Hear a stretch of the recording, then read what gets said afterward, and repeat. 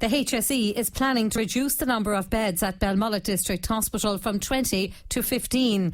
That's according to Aerospace Senator Rose Conway-Walsh, who's told Midwest News today that HSE senior officials informed unions on Friday that the number of beds at the hospital will be reduced by 5. The Sinn Féin senator says she's very concerned at this development after assurances were given by the government earlier this month that Belmullet Hospital would not be downgraded.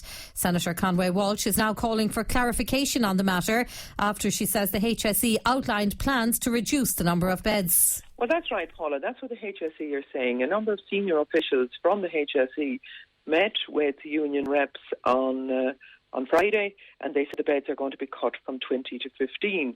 Now, we have the Minister coming on, the Minister for Rural Affairs, and he is saying this will not happen. Under no circumstances will the number of beds be reduced to 15. And we want to know who is telling the truth and what's happening, or who's in control of this situation, because there's two directly conflicting updates on it. But it's not good enough. I mean, the Minister is due down on the 4th of July, but if the decision has already been made by the HSE, with obviously the endorsement of government, you can't have people abdicating responsibility around this. And have the HSE given a timescale for the closure of these beds? They haven't given a time. No, there's 17 patients in the hospital as it is at the moment. So it would seem that once 2 of those move on, then that will be down to 15, and that's the number that it's going to be kept at. But my question is, I mean, does government think, does the Minister think that 15 beds is adequate to service the whole of the Erris area and beyond as it does at the moment?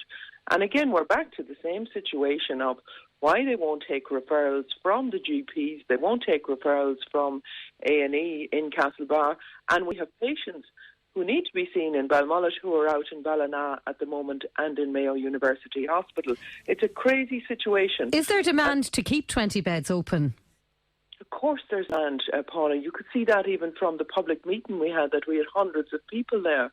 But if you restrict the referrals to the sense that you block patients being referred, then you can statistically say, well, no, there was only X number of patients on this day and that day and the other day. So this has been orchestrated in a way to say that there isn't demand. Now, we have 2 respite beds in the whole of that for the whole of Erris. We have a huge number of carers here, people who are being cared for in their own homes. So you have that. You have the step-down facilities where people are supposed to be referred. There is no question about the demand, not only the demand for the 20 beds, but there's demand for the original 40 beds, the other 20 beds that were closed under Fianna Fáil. Now they come and they're going to close a quarter more of them. There's absolutely no question whatsoever. But my question is as well, we have a moratorium on home help as it is at the moment. So where do people go? Where do people go when they're finished their operations or their procedures in the hospital? They cannot go home if they haven't got home help. They cannot go to a district hospital if the beds are closed in it. And the other question is, does anybody really think that a hospital is going to be left open with heating and lighting and every other service that's involved in the running of a hospital with 15 beds? There are banshees here in Erris who look after 15 students at a time where one person does that. So I'm very concerned. Senator Rose Conway-Walsh.